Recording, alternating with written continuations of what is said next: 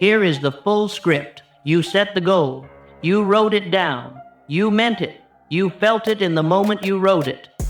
The clarity was real. The desire was genuine. The commitment felt different this time. And then something happened. Not a dramatic failure. Not an obvious collapse. Something quieter and more confusing than that. The goal just slowly stopped being real. Not because you forgot it. You remembered it. Not because you stopped wanting it. You still wanted it. But somewhere between the moment you set it and the weeks that followed, a gap opened up. Between the goal and your actual daily behavior. Between what you said you wanted and what you kept doing. And you filled that gap with explanations. Busy week. Wrong timing. Need a better system. Need more clarity on the approach. Need to get a few other things in order first. And the goal sat there, waiting, getting slightly less real with every passing day. Until one morning you realized you hadn't thought about it in 2 weeks. And the specific feeling that arrived in that moment, not guilt exactly, something heavier than guilt, that feeling is what brought you here. Because you have been through this cycle enough times to know the explanations don't explain it anymore. The system wasn't wrong. The timing wasn't the problem. The goal wasn't too big. Something else is happening. Something underneath all of that. Something that has been quietly, efficiently, and repeatedly dismantling every goal you have ever set the moment the goal started to cost you something real. And here is what nobody has told you clearly enough. That something has a name. It is not laziness. It is not fear in the simple sense. It is not a lack of discipline or desire or belief. It is your subconscious mind doing exactly what it was designed to do, protecting the version of you it already knows, from the version of you that you keep trying to become. And until you understand precisely how that protection works, not in vague terms, not as a concept, but as a specific mechanical process, every goal you set will meet the same fate, not because the goal was wrong, because the goal never had a chance. Your subconscious mind is not your enemy. That is the first thing you need to understand. And it is also the thing that makes this so difficult to solve. Because the part of you that keeps dismantling your goals is not malicious. It is not self-destructive. It is not working against you in the way an enemy works against you. It is working for you, specifically and precisely for you, for the version of you that it has been built to protect and maintain. The problem is that the version it's protecting is not the version you're trying to become. Here is how the subconscious actually operates.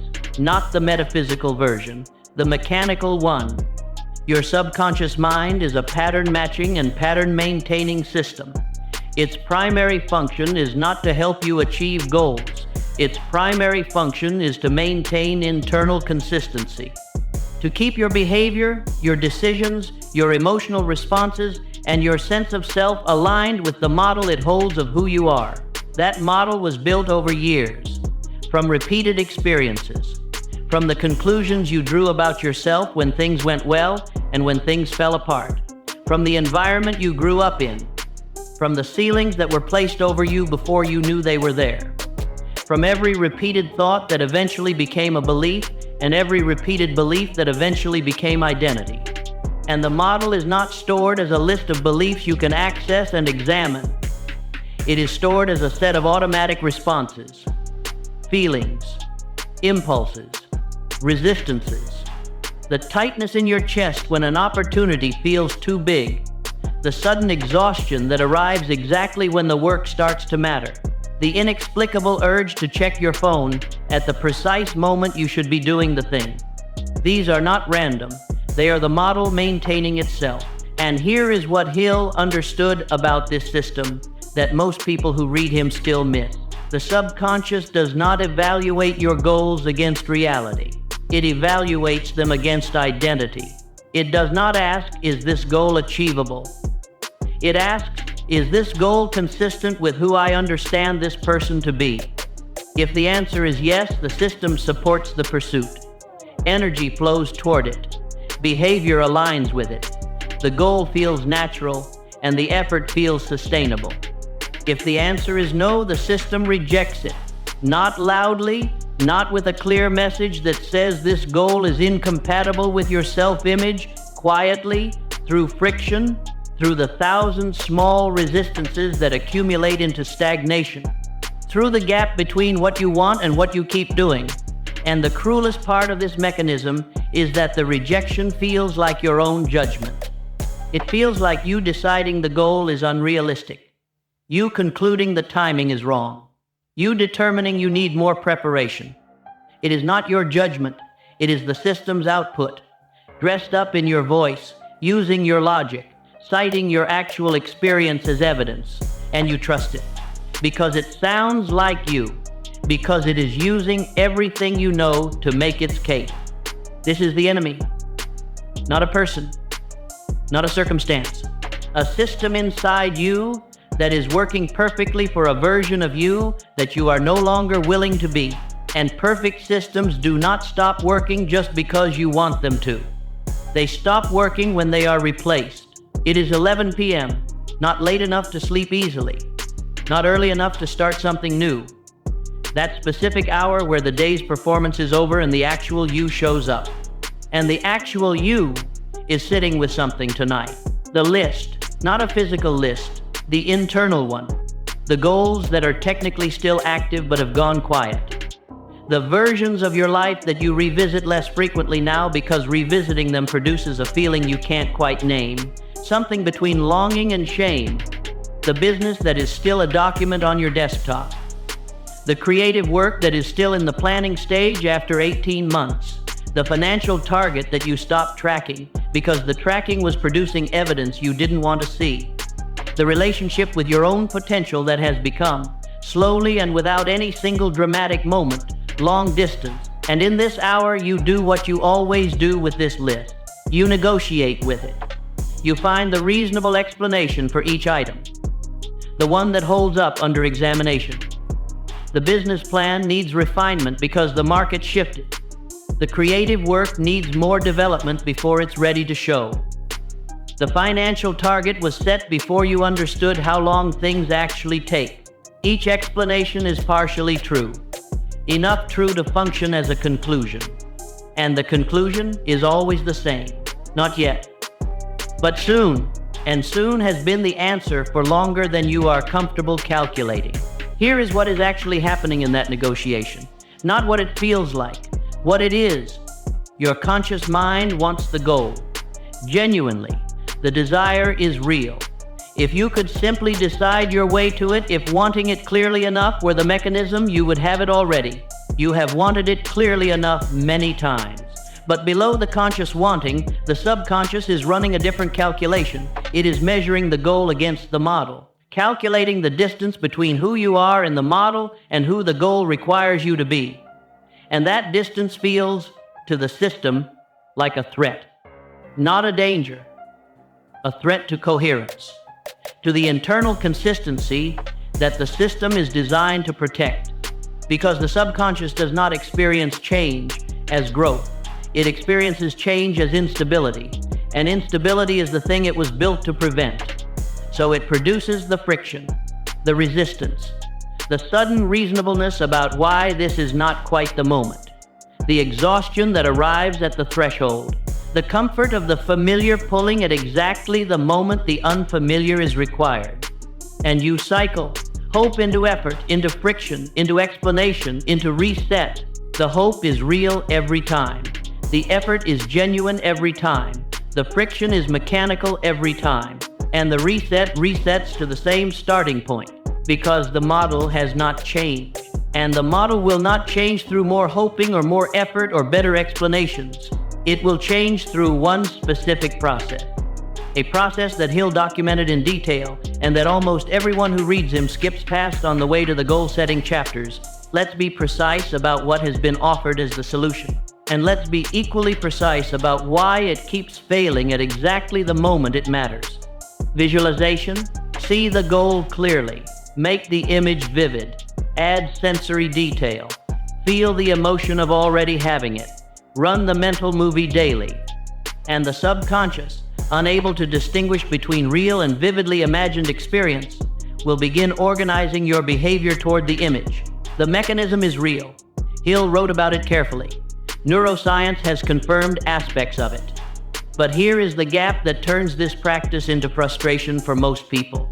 Visualization without identity alignment produces a very specific problem. The vivid image of the goal sits in the conscious mind, while the subconscious model continues holding a different image of who you are. And the two images create conflict. Not productive conflict, destabilizing conflict. The system experiences the vivid goal image as a challenge to its model, and it responds to challenges with increased resistance, with louder friction, with more sophisticated reasons why the image doesn't match reality. You visualize the destination. The system pushes back harder, and you conclude that you are not visualizing correctly, or not feeling it deeply enough, or doing it at the wrong time. You are not doing it wrong. You are doing it in isolation from the thing it requires to work. Affirmations. State the new belief repeatedly, daily, with conviction. Saturate the mind with the new story until it overwrites the old one. And again. The mechanism has merit. Repetition does affect the mind. Hill was explicit about this. But repetition of a statement that conflicts with a deeply held operational belief does not overwrite the belief. It creates noise. The statement says one thing, the operational system believes another. And every time the gap between the statement and the operational belief is felt, every time you say, "I am successful," and the system responds with a quiet "are you," though the gap is reinforced rather than closed. Affirmations without the identity shift beneath them are advertisements for a product the subconscious does not stock. Accountability systems. External structure to replace internal motivation. Check-ins, deadlines, partners, public commitments, and these work genuinely for a window. Until the goal requires something the system is not ready to produce.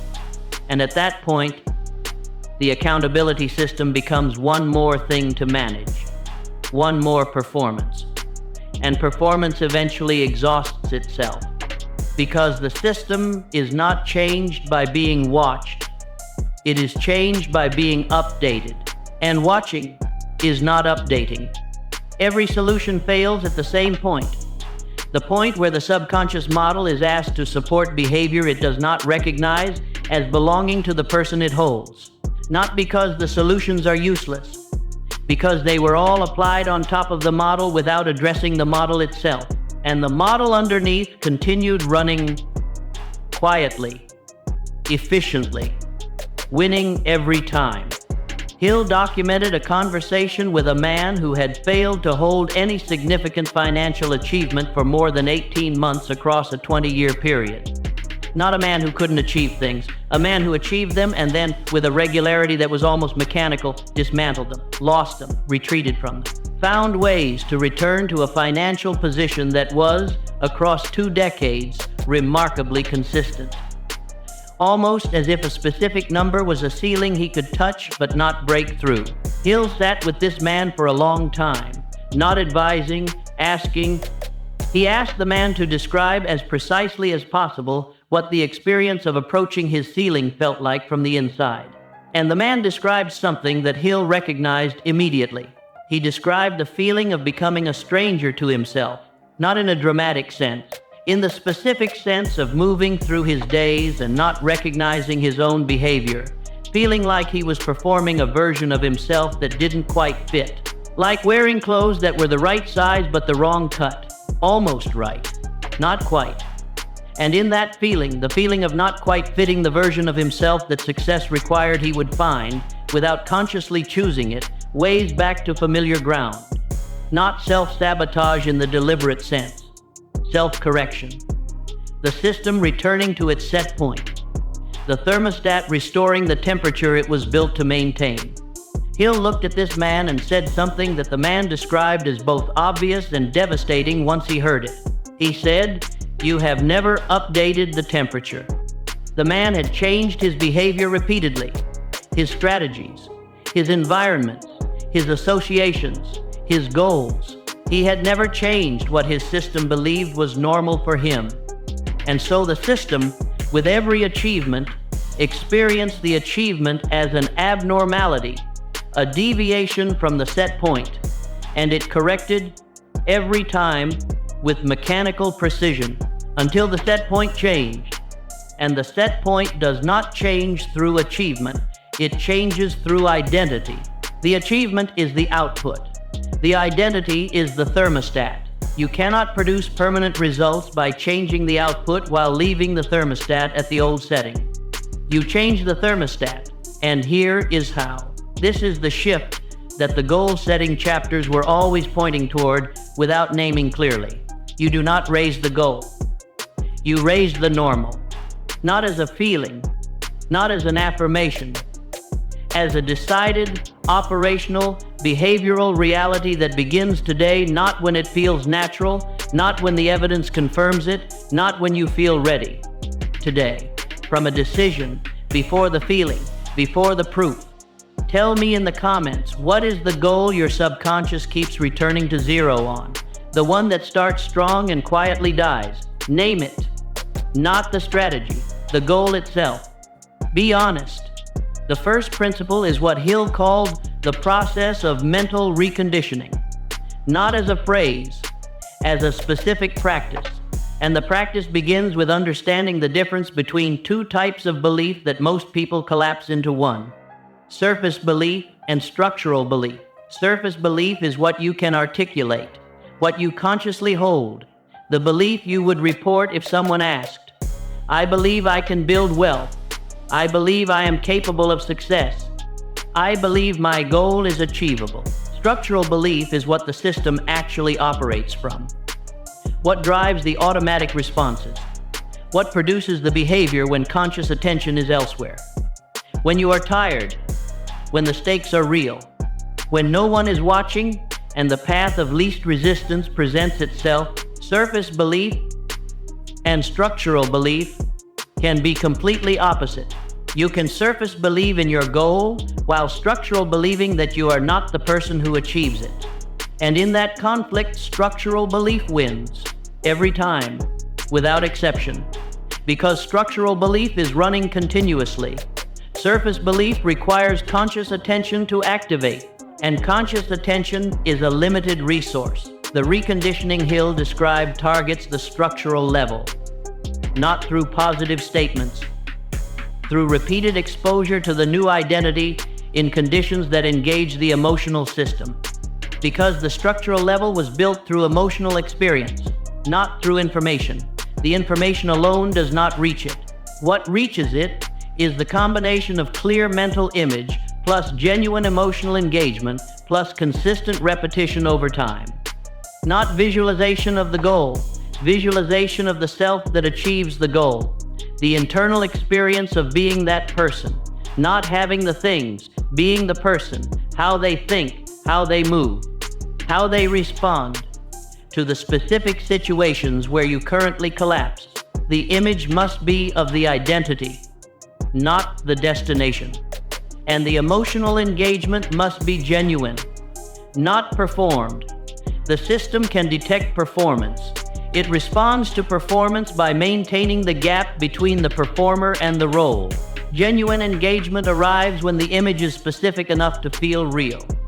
When the person in the image is recognizable as an actual human being rather than an abstract version of success. When you can feel, in the body, what it is like to be organized the way that person is organized. The mental shift is this: spend less time visualizing what you will have. Spend more time inhabiting who you will be. Specifically, in the moments that currently challenge you most, let the system begin building the pattern from a different image. The second principle is what Hill called the authority of repetition, and it has a specific mechanism that most people applying it are missing. Repetition affects the subconscious. This is established. The system learns from patterns. It updates based on what it encounters consistently over time. But repetition of what? Most people repeat the goal, or repeat affirmations about the goal, or repeat visualizations of the goal achieved. What Hill was pointing at was different.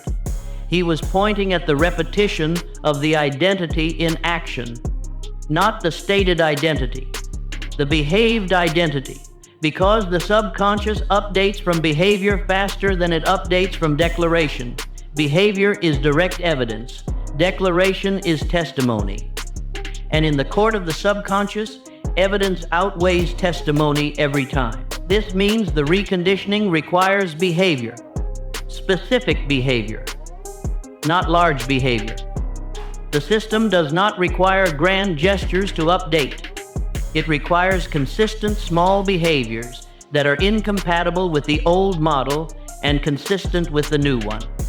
Every time you make a decision from the new identity, even a small decision, even when it costs you something, even when it feels slightly foreign, the system receives a data point. The new identity is real. It is operational. It is not a performance. And data points accumulate. Not instantly. The system does not update from one experience. It updates from patterns. But patterns are built from single data points repeated consistently over time. One decision from the new identity, made today, is worth more than a month of affirmations about the new identity, because the system trusts behavior. It was built from behavior. It responds to behavior. The mental shift is this: identify the one specific behavior that the new identity would perform today that the old model would avoid.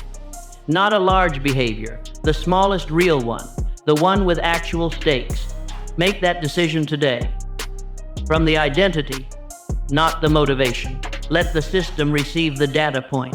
The third principle is the one Hill called emotional saturation, and it is the mechanism that makes the previous two principles compound. The subconscious is not updated equally by all experiences. It is updated most powerfully by experiences with strong emotional content. This is why a single humiliating failure can reshape a belief more powerfully than 100 neutral successes. The emotional intensity of the experience determines how deeply it is encoded at the structural level. And this is the mechanism you have been accidentally using against yourself. Every time you set a goal and the friction arrived and the goal quietly died, that experience was emotionally encoded, not as simple failure, as evidence. Evidence about the relationship between you and goals of that type. Evidence about what happens when you reach for that level. Evidence that the system filed and referenced the next time a similar goal appeared. The goal-setting cycle, repeated enough times with enough emotional content around the failure, has been training your system, teaching it that goals of that type are unstable for you. That reaching for them produces a predictable result. And the system, being efficient, began producing that result more quickly. Less energy wasted on the attempt before the correction. The application of emotional saturation in the right direction works the same way. Experiences with genuine, emotional content that are consistent with the new identity encode more powerfully than neutral experiences. They update the structural belief faster. They shift the system's model of normal more significantly. This is why Hill placed such emphasis on the emotional quality of the mental work, not because emotion is magic, because emotion is the encoding mechanism. The depth at which an experience is stored corresponds directly to its emotional intensity. Make the mental work emotional, not performed emotion, genuine engagement with what it actually means, what the new identity actually costs, what it actually feels like to be organized differently, the actual human weight of the change. Let the system encode from real feeling rather than from intellectual understanding. The mental shift is this: stop approaching the reconditioning work as a cognitive exercise. Let it cost you something emotionally. The investment of genuine feeling is not a sign that you are doing it wrong. It is the mechanism of how it works. The fourth principle is what Hill described as the neutralization of counterintention. This is the principle that explains why people who do everything right still find their subconscious working against them. Counterintention is the presence of conflicting beliefs at the structural level. The simultaneous holding of "I want this and this is not safe for me," "I am capable of this and people like me don't achieve this," "I deserve this and who do I think I am." The conflict is not always conscious. In most cases, it is not conscious at all. It runs below the level of awareness, but it produces a specific and identifiable result. Inconsistent behavior that cannot be explained by external circumstances. You move forward and then move back with no clear reason. You commit and then quietly uncommit without a decision moment you can point to. You build and then find ways to dismantle without understanding why. This is counter-intention running. Both directions being pursued simultaneously. Because both beliefs are structurally present. Both feel like you. The neutralization Hill described is not the elimination of the conflicting belief. It is the investigation of it. The precise identification of what the subconscious is protecting you from by maintaining the counter-intention. Because counter-intention is always protective.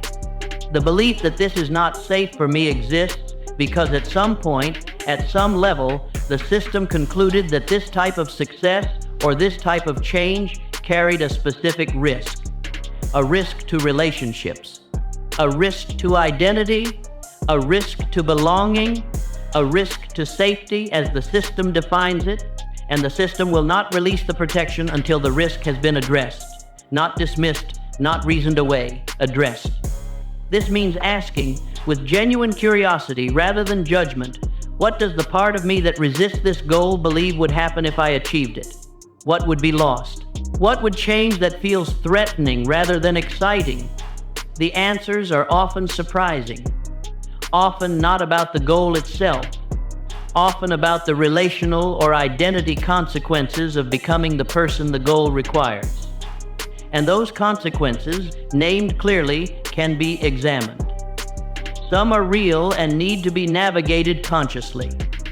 Some are inherited fears that do not reflect current reality, but none of them can be worked with until they are seen.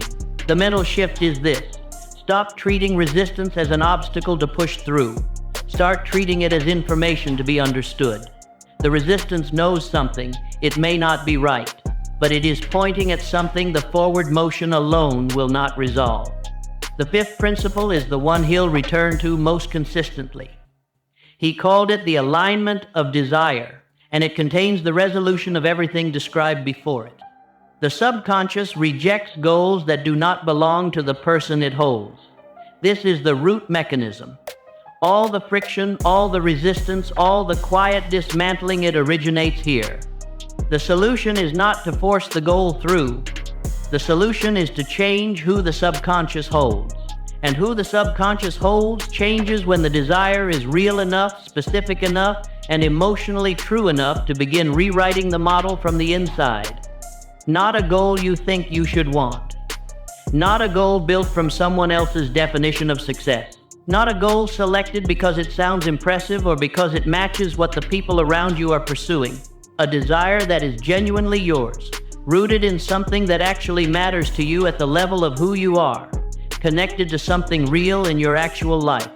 Specific enough that the subconscious can build an image of the person who holds it, emotionally true enough that the image carries weight. When the desire is that real, when it is not a performance of ambition but an actual expression of what you are built for, the subconscious does not reject it, it recognizes it. Because genuine desire does not feel like ambition to the subconscious system. It feels like identity, like the expression of something that was already true being allowed to become visible. And a goal that feels like identity to the subconscious does not produce resistance. It produces organization. The system aligns behind it. The behavior becomes consistent. The friction reduces. Not to zero, the work is still real, and the path is still hard. But the enemy is no longer inside. The mental shift is this: before the next goal is set, before the next system is built, before the next strategy is implemented, sit with one question until the answer is honest. Is this what I actually want? Or is this what I believe I should want? Or what would prove something to someone? Or what would qualify as acceptable ambition? Because the subconscious knows the difference even when you don't. And it will only organize behind the real one. The resistance is arriving now. You can feel it. It arrives somewhere in the middle of the fourth principle for some of you. For others, it arrived earlier. For a few, it has been present since the beginning. It feels like skepticism, like the appropriate critical response of someone who has heard good ideas before and watched them not work. It is not skepticism, it is the system. Using your actual experience of past failures, citing real evidence, making a reasonable case. And the case is this: you have tried versions of this before. You have done the inner work. You have examined beliefs and visualized identities and made decisions from new frameworks. And the pattern returned. The model reasserted itself. The ceiling held, and the system is using that history to argue that this time will be the same. Here is what the system cannot account for. It cannot account for the cumulative effect of genuine engagement over time. It experiences each attempt as isolated. It does not have access to the compound effect of consistent, honest, emotionally real reconditioning work applied over months and years.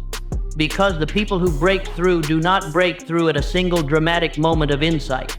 They break through after a long period of quiet, consistent, unsexy work on the structural level. Work that produces almost no external signal while it is happening. Work that looks from the outside like nothing is changing, right up until everything changes. The system predicts based on past patterns.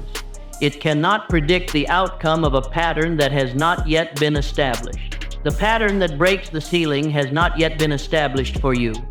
Not because you are not capable of establishing it. Because you have not yet applied this specific process at this specific level of consistency and honesty. You will feel the pull toward the comfortable conclusion. The one where this was interesting, and you'll think about it and maybe revisit it when things slow down a little. That pull is the last defense, the most effective one, because it doesn't say no, it says later. And later is where every previous version of this insight went to become content instead of change. Here is the truth underneath all of this. Your subconscious is not broken. It is not your enemy. It is not a flaw in your design. It is a system doing exactly what it was built to do, protecting the person it knows, maintaining the normal it was given. The only problem is the normal it was given.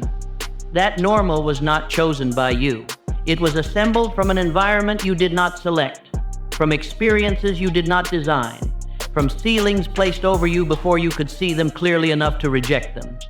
And that normal has been the invisible variable in every goal you have ever set. The factor that none of the strategies addressed. The thing beneath the thing that kept returning the outcome to the same place. You have not been failing because of discipline, not because of strategy, not because of timing or resources or circumstances. You have been failing because you have been setting goals for a person your subconscious does not yet recognize. That changes when you do the work at the level where it actually operates. Not the surface level, the structural one. Not through more goals, through a different normal.